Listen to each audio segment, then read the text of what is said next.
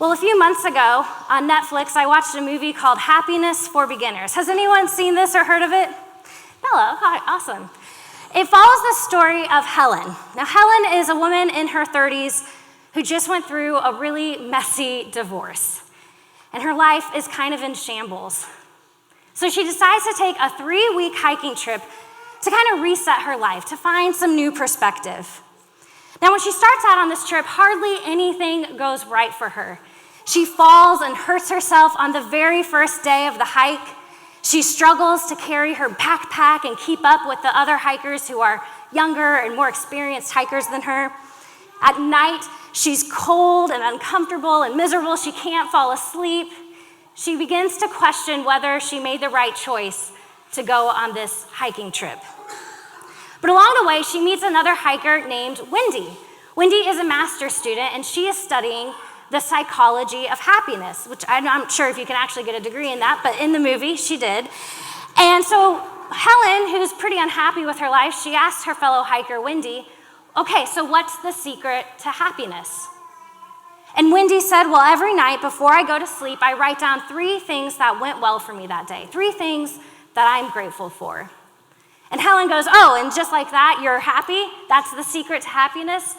And Wendy says, well, no, it's not an instant solution to finding happiness, but it helps. It helps me become more happy.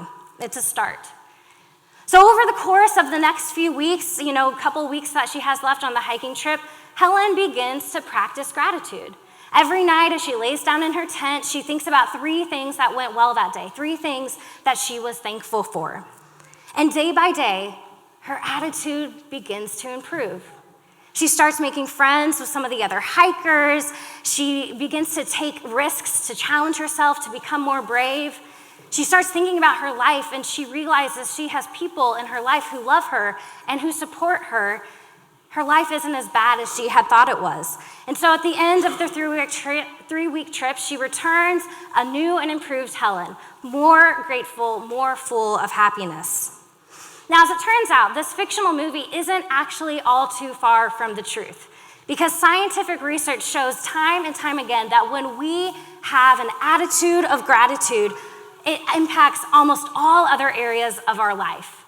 A June 2022 article from the New York Times says that, to date, numerous studies have found that having a grateful outlook, counting one's blessings, and expressing gratitude to others has positive effects on our emotional health as well as our relationships.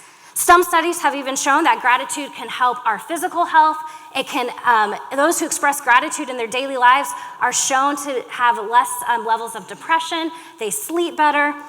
The article goes on to say that studies have even found that expressing gratitude to our acquaintances, friends, coworkers, loved ones, family, it offers a relationship boost. It binds us more closely to the loved ones in our life. We can actually become more connected to our families when we practice gratitude towards them. I think a lot of us want to feel more connected to our families. So clearly, practicing gratitude, it can have some pretty positive impacts on our lives. It can lead to happiness and joy. But the thing about gratitude is that it doesn't come so easily to most of us. I've even heard gratitude referred to as a spiritual discipline. Spiritual discipline are those things that we do to get closer to God.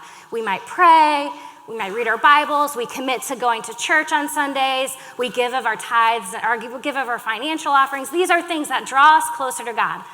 But they're called spiritual disciplines, spiritual practices. As those words imply, they take some effort. They take some intentionality. They take a little bit of work. It's not things that just happen all on their own. And gratitude, again, is not something we are typically very good at doing. Our default setting is often to take things for granted, or maybe to complain about all the bad things that are going on in our lives. Our natural tendency is to look at what is wrong and not as what is right. You might say that we tend to view the glass as half empty instead of half full. Gratitude is something we have to practice as we make it a habit within our lives. Bringing praise and having gratitude is not our normal posture. It's almost like a sacrifice to be thankful. Hebrews 13:15 says, continually offer a sacrifice of praise to God. It takes a little bit of effort to have gratitude, to practice thanksgiving. It requires intentionality. But like Helen in the movie, we can actually find our way into joys. We can become better connected to those in our lives when we practice gratitude, when we adopt this attitude of thanksgiving. When we have thanksgiving in our hearts, not just one day a year when we gather around and eat turkey, but when we have thanksgiving in our hearts every day, joy spills over into all other aspects of our lives. It turns out the scriptures has something to say about this as well. Earlier, Bella read Psalm 100. It's a passage that is familiar to many people in the church. But in this short passage, there are several commands that God gives us about gratitude, about joy. The first thing this psalm tells us to do is to make a joyful noise. Come into the Lord's presence with singing. Now, I love that passage because it says, make a joyful noise. Just like some of our kids were doing earlier, our singing doesn't have to be pitch perfect or eloquent. It's about expressing the joy that's in our heart. Marvin might disagree with me, but I think he would welcome anyone to the choir. Practices are Thursdays at 6:30. If you want to come and make a joyful noise to God. But often in our minds, we relegate singing and praise and worship to just what happens here on Sunday mornings. We sing 2 or 3 songs, and that's worship. But we are actually called by God to worship with our entire lives, our entire beings. We shouldn't just worship when we come into this place because God isn't confined to this church building. In fact, when we become more aware of God's presence all around us, we become more thankful for all that God has done. Just like we talked about with the kids, every good and perfect gift comes from God. And when we have that posture of looking for God in the world, we become more grateful. Now you may be wondering, well, should I thank God even for the bad things? Should I thank God even when things aren't going well? That's actually a really great question that we're going to talk about next Sunday. We're going to look at what it looks like to give thanks in all situations and in all circumstances. The second thing this psalm calls us to do is to serve the Lord with gladness. Just like practicing gratitude and having thanksgiving actually helps improve our posture and our attitude, serving does the exact same thing. When we volunteer, when we help others, we get what might be called a serotonin boost. It's those feel-good hormones that make us feel connected to other people in our lives. When we volunteer, when we serve, we are in fact doing it for God, just as the psalm instructs us to do. Jesus said in Matthew 25 that whatever you do to the least of these brothers and sisters, you have done unto me. I think there's a natural connection between thanksgiving and service. When we are grateful for the blessings in our lives, when we recognize all the good things God has given us, we are more ready to extend those same blessings to others. The thankfulness in our hearts spills over into generosity, into good deeds, a desire to serve others. I think that's why one of the most popular times to serve in a food pantry or soup kitchen is the weeks between Thanksgiving and Christmas. As we recognize all the good things we have in our lives, we have a desire to serve others. In fact, many service organizations have to turn away volunteers this time of year because they have so many people that want to serve. But just imagine if we had an attitude of thanksgiving, not just on the 4th Thursday in November, but every single day. Food pantries and homeless shelters and soup kitchens, they would never lack for volunteers if we embodied the spirit of thanksgiving we have this time of year. There's also a link between gratitude and generosity. When we are more cheerful givers, it's because we've been practicing gratitude.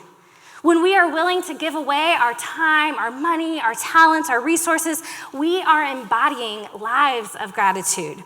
When we don't hang on to our stuff so tightly, the things that we have in our lives, we are more willing to give them away when we realize that every good and perfect gift comes from God above.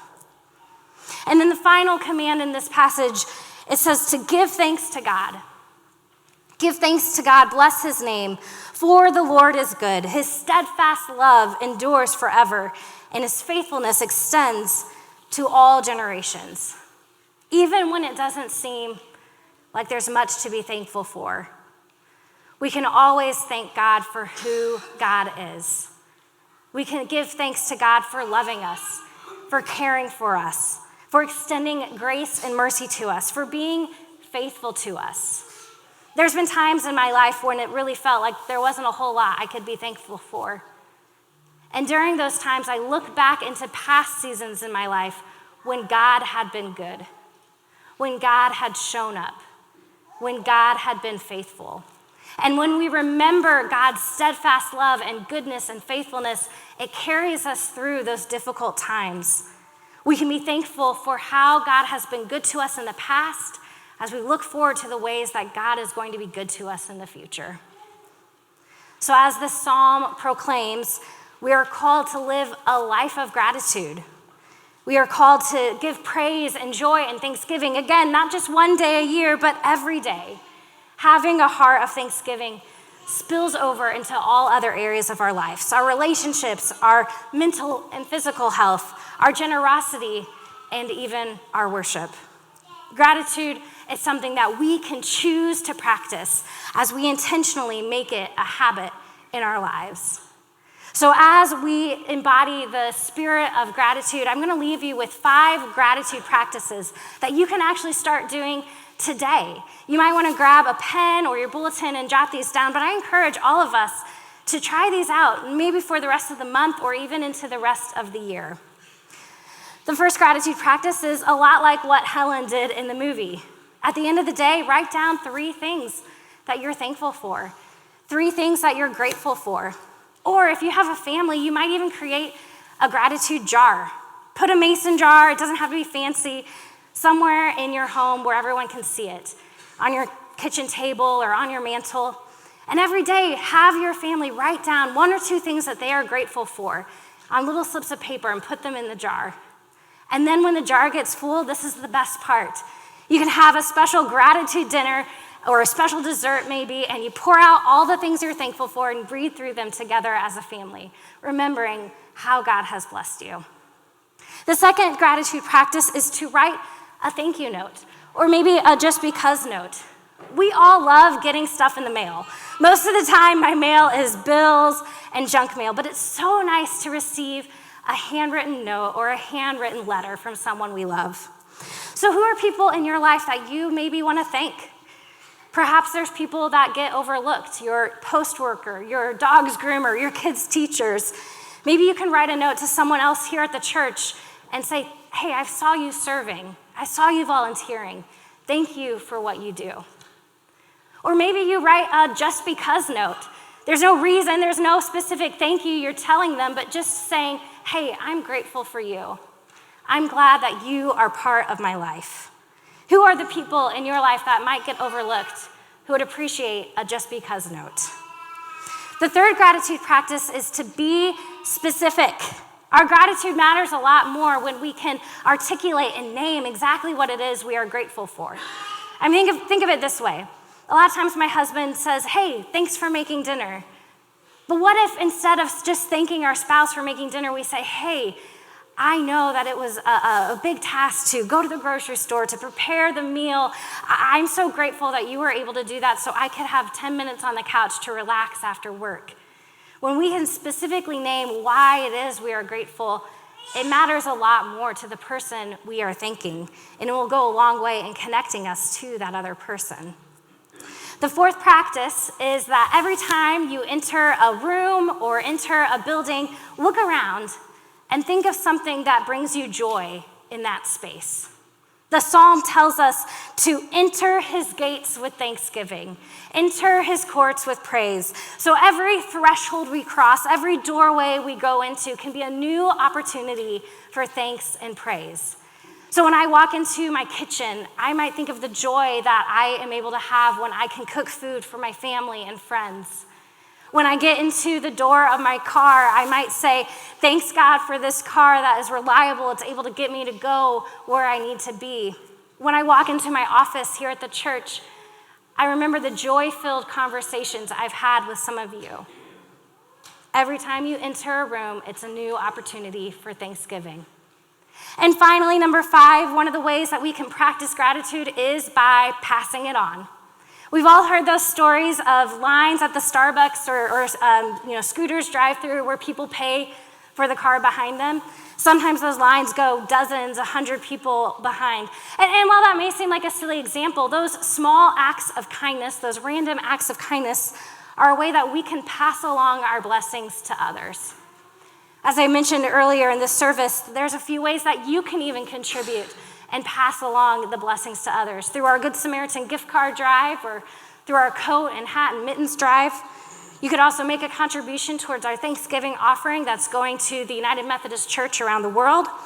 Or perhaps you want to pass it on by serving. If there's a way you want to serve either in our church or in our community, talk to me.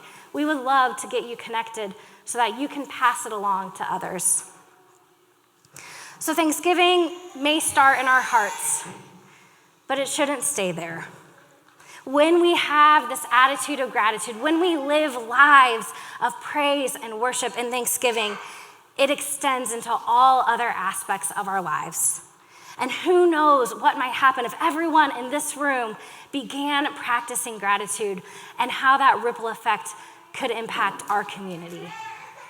Thanksgiving in our hearts and in every aspect of our lives. Will you pray with me? Dear God, we are thankful. We are thankful for all the many blessings you've given us, the blessings of family, of friends, of kids, of songs, of singing. And Lord God, as we prepare to leave this space, we ask that you would help us to have lives of gratitude, that we would practice Thanksgiving not just one day a year, but in all days, may we give thanks back to you, God. We ask this in your Son's name. Amen.